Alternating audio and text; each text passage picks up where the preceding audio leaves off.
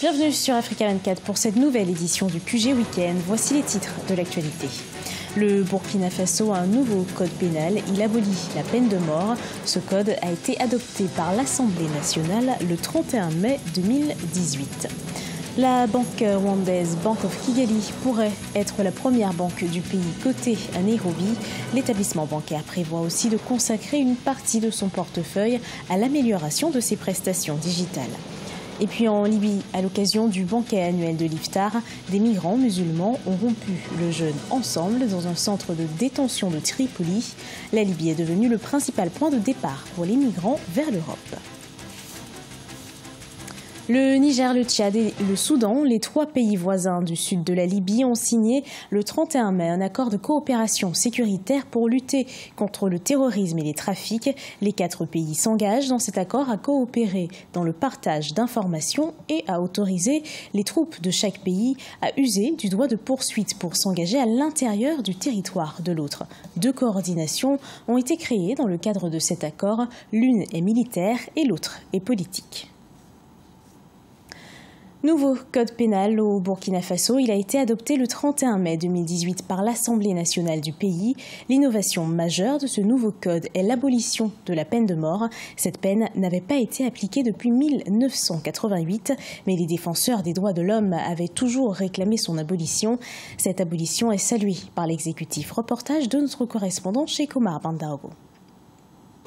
Sa dernière exécution remonte à 1988 pour des crimes militaires et 1978 pour ceux de droit commun. Mais elle n'était pas encore effacée du code pénal burkinabé. La peine de mort est désormais abolie au Burkina Faso. L'Assemblée nationale a voté ce 31 mai un nouveau code pénal abolissant cette peine, mais rehausse les montants d'amende et les temps d'emprisonnement. En matière de droits humains, la dignité humaine est le substrat qui constitue l'élément fondateur de tous les droits humains et que notre constitution même en tout cas protège le droit à la vie. Le Burkina a souscrit à plusieurs conventions qui en tout cas privilégient les peines en tout cas qui ne portent pas atteinte au droit à la vie, et donc pour nous de voir que nous avons pu conduire à terme un texte qui supprime la peine de mort, c'était d'abord ainsi que le Burkina Faso respecte ses engagements au plan international. Deuxièmement, c'est l'expression que le Burkina Faso est résolument engagé dans le renforcement du respect des droits humains. Le Burkina Faso devient ainsi le 21e pays en Afrique subsaharienne à abolir la peine de mort. Si cette abolition sonne comme une victoire pour les défenseurs des droits de l'homme, c'est parce que beaucoup estiment qu'elle devenait incertaine. Pour maintenir la peine de mort, en réalité, court le risque de permettre à n'importe qui viendra à la tête de l'État de l'utiliser pour des desseins purement politiques. Donc c'est pour éviter justement cet arbitraire-là. Le 15 octobre 2014, le Conseil des ministres du gouvernement de l'ancien président Blaise Compaoré avait adopté un projet de loi portant abolition de la peine de mort. L'insurrection populaire ayant empêché un aboutissement, en 2015, une proposition de loi portant sur le même sujet avait été faite par l'Assemblée de la transition. Mais c'est finalement à l'article 5 du nouveau projet de constitution que le principe de l'abolition de la peine de mort a été inscrit et désormais adopté à travers le code pénal. À Madagascar, les acteurs politiques ont jusqu'au 5 juin pour trouver un accord de sortie de crise.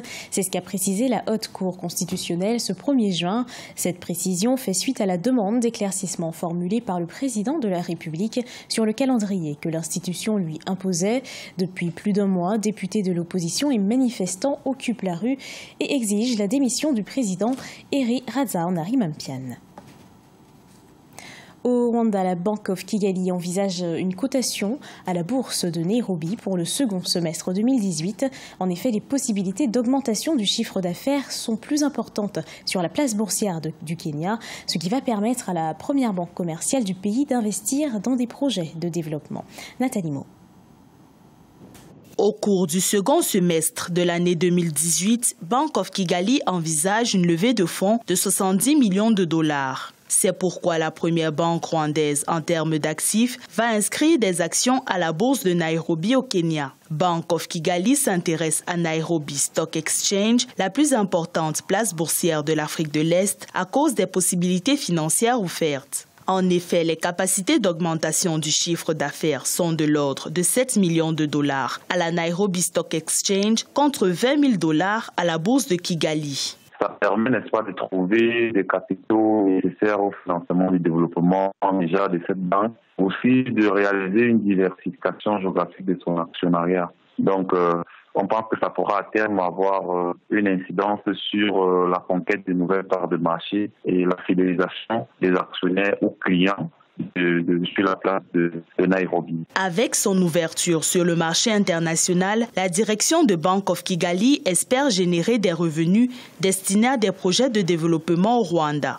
Il s'agit notamment du projet de construction de l'aéroport Bugesera. L'établissement bancaire prévoit aussi de consacrer 20 millions de dollars au développement de plateformes technologiques permettant l'octroi de prêts via le téléphone mobile. Les banques essayent de diversifier leurs produits, surtout de se numériser. On s'est rendu compte que la digitalisation ou la numérisation des services réduit considérablement le coût de production des banques. Donc, c'est une nouvelle niche où chaque banque voudrait faire augmenter et que chaque banque voudrait augmenter son produit net bancaire. Fondée en 1966, Bank of Kigali est la première banque rwandaise cotée à Nairobi. Avec un bénéfice hors taxe de 39,3 millions de dollars en 2017, cette entreprise est l'une des plus rentables de la bourse du Rwanda depuis son adhésion en 2011. Actuellement, Bank of Kigali négocie le rachat de 30% de ses actions en banque assurance au leader mauricien de l'assurance Swan. En Libye, les migrants musulmans présents dans le centre de détention de Tariq al-Seka de Tripoli ont rompu ensemble le jeûne du Ramadan à l'occasion du banquet annuel de l'Iftar organisé le 30 mai. La Libye est devenue le principal point de départ pour les migrants qui tentent de se rendre en Europe par la voie maritime. Regardez ce sujet de la rédaction. Des migrants musulmans bloqués en Libye ont rompu le jeûne du Ramadan lors du banquet annuel de l'Iftar, organisé le 30 mai par les autorités des migrations de Tripoli. Au centre de détention de Tariq al-Seka de Tripoli, ils ont reçu gratuitement des repas, des desserts et des boissons.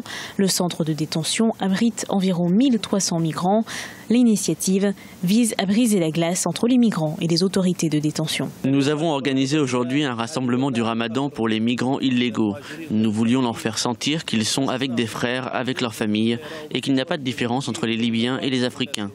Nous rompons le jeûne ensemble. C'est une initiative que nous menons chaque année. Quelques centaines de personnes en provenance d'Asie, d'Afrique et du monde arabe ont assisté à l'événement. Les migrants ont apprécié l'initiative du repas de l'Iftar à l'instar de l'Égyptien Mahmoud Awad. Ce repas partagé avec d'autres migrants lui a donné le sentiment d'être chez lui. Je ressens tout de même une différence entre passer le Ramadan ici et à la maison avec la famille. Mais ce n'est pas une grande différence parce que je sens que je suis ici avec mes amis. Grâce à Dieu, les autorités libyennes font leur travail. Comme d'autres migrants, Awad souhaite mettre fin à son séjour au centre de détention pour fêter en famille la fin du Ramadan. La Libye est le point de départ principal pour les migrants qui tentent de se rendre en Europe par la voie maritime. Des centaines de milliers de migrants, principalement d'Afrique subsaharienne, se trouvent en Libye. Ce journal a été préparé par l'ensemble de la rédaction. Merci de l'avoir suivi. Retrouvez dans un instant une nouvelle édition de l'actualité sur Africa Media.